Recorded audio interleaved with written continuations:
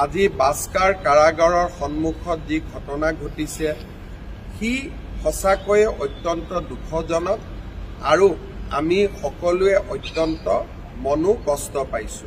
কাৰণ অসমৰ দৰে এখন সভ্য দেশত বা ভাৰতৰ দৰে এখন সভ্য দেশত ন্যায় প্ৰদানৰ প্ৰক্ৰিয়া সম্পূৰ্ণ কৰাৰ বাবে আদালতৰ ওপৰত আমি সদায় আমাৰ বিশ্বাস ৰাখিবই লাগিব। মহাত্মা গান্ধীৰ মৃত্যুৰ পিছতো ন্যায়ৰ প্ৰক্ৰিয়া হৈছিল আৰু নাথুৰাম গডছেক শাস্তি দিবলৈও তেতিয়াও ন্যায়ালয়ে এবছৰৰ পৰা 2 বছৰ সময় লৈছিল। ৰাজীৱ গান্ধীৰ মৃত্যুৱে হওক, ইন্দিৰা গান্ধীৰ মৃত্যুৱে হওক, প্ৰত্যেকটো ঘটনাৰ শাস্তি ন্যায়িক প্ৰক্ৰিয়াৰ মাজেৰে হৈছিল।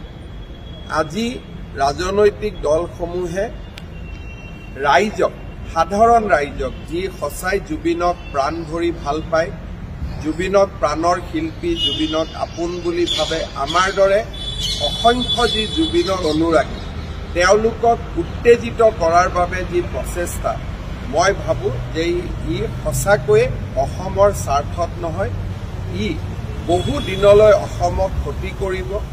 CA আন্দোলনে যেনেকৈ অসমক বহু দিনলৈ ক্ষতি কৰিছিল, এই ব্যৱস্থাটোৱে অসমক বহু দিনলৈ ক্ষতি কৰিব।